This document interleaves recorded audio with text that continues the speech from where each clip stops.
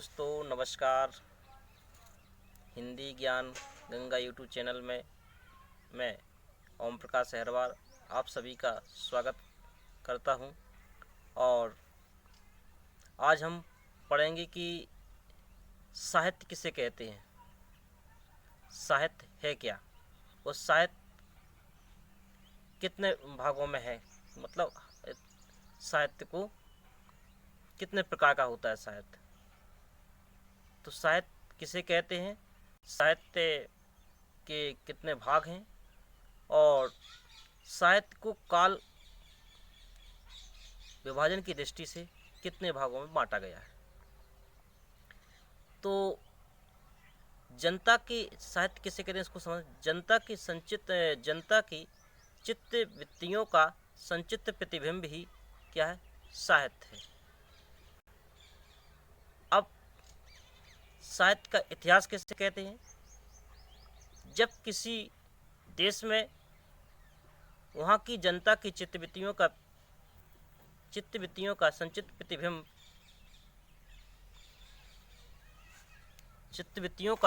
संचित प्रतिबिंब क्या कहलाता है।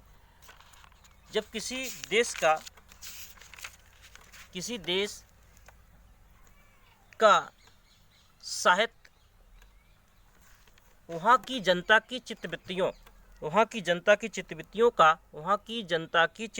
का संचित प्रतिबिंब होता है, तब यह निश्चित है कि जनता की चित्त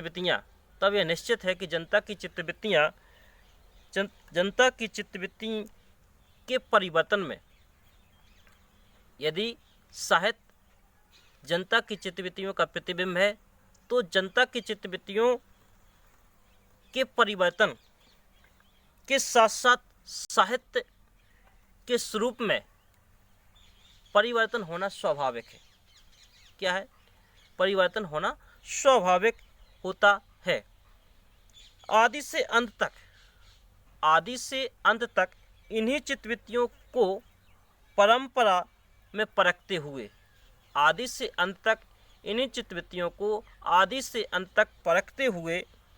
साहित्य परंपरा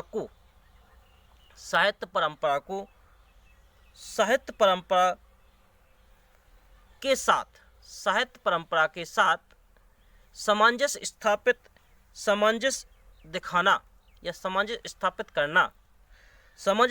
करना ही साहित्य का इतिहास कहलाता है। बच्चों समझ गए होंगे।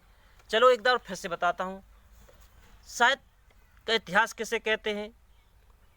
किसी देश का साहित्य वहाँ की जनता की चित्तवृत्तियों का संचित प्रतिबिंब होता है, तब यह निश्चित है कि जनता की चित्तवृत्तियों के परिवर्तन के साथ साथ साहित्य के स्वरूप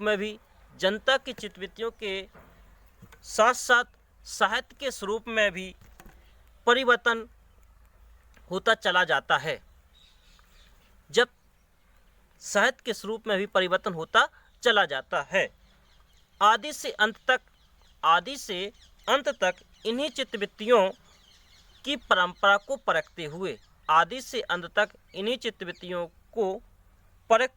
साहित्य परंपरा के साथ उनका सामंजस्य दिखाना ही साहित्य का इतिहास कहलाता है। साहित्य दो प्रकार का होता है या दो भागों में बांट सकते हैं। एक होता है गद्य साहित्य, एक होता है पद्य साहित्य। यानी पद्य साहित्य किसे कहते हैं और गद्य साहित्य किसे कहते हैं। आप जब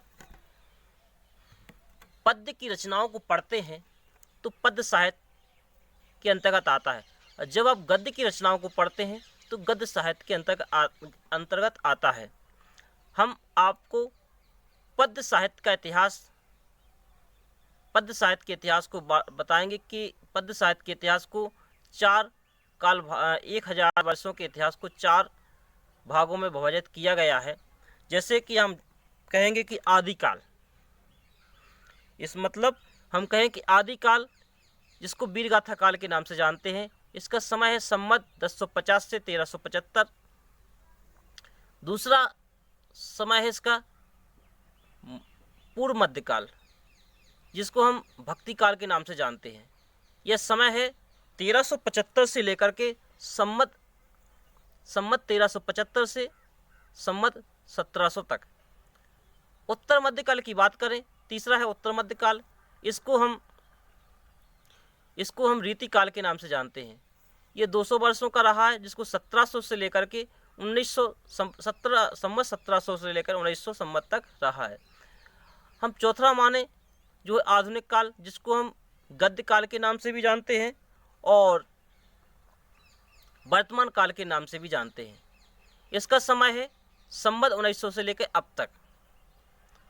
बच्चों, वैसे हम देखें, इन जो पद्य साहित्य का इतिहास आपके सामने प्रस्तुत किया है, इसी प्रकार हम गद्य के बारे में जानें तो गद्य साहित्य का भी इतिहास है।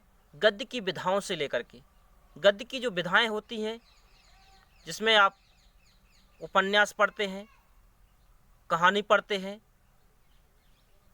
एकांकी पढ़ते हैं, नाटक पढ़ते हैं, रिपोर्टाज पढ़ते हैं, पत्र पढ़ते हैं, यात्रा वृत्तांत पढ़ते हैं और नाटक एकांकी तो आप जानते ही हैं। तो ऐसे जैसे हम देखें कि नाटक क्या है, तो नाटक किसे कहते हैं और नाटक का इतिहास क्या रहा है, और नाटक के विकास क्रम को हम गद्य साहित्य के अंतर्गत पढ़ते हैं, गद्य साहित्य के इतिहास के अंतर्गत पढ़ते हैं। वैसे ही उपन्यास को हम पढ़ेंगे, उपन्यास क्या है, उपन्यास का विकास क्रम क्या है और उपन्यास के जो कवि हैं उनका इतिहास क्या है, उनकी रचनाएं क्या है, ऐसा पढ़ते हैं। तो इस प्रकार से हम आपको बताया कि साहित्य किसे कहते हैं और साहित्य का इतिहास क्या है, साहित्य इतिहास किसे कहते हैं और साहित्य कितने भागों में है, और साहित्य के काल विभाजन को, हिंदी साहित्य के काल विभाजन को कितने भागों में बांटा गया। जैसे हम पद्य के लिए हमने 4 भागों में बांटा और गद्य की विधाओं के इतिहास के बारे में भी आपको बताया। अगली जानकारी आपको अगले वीडियो में मिलेगी। धन्यवाद।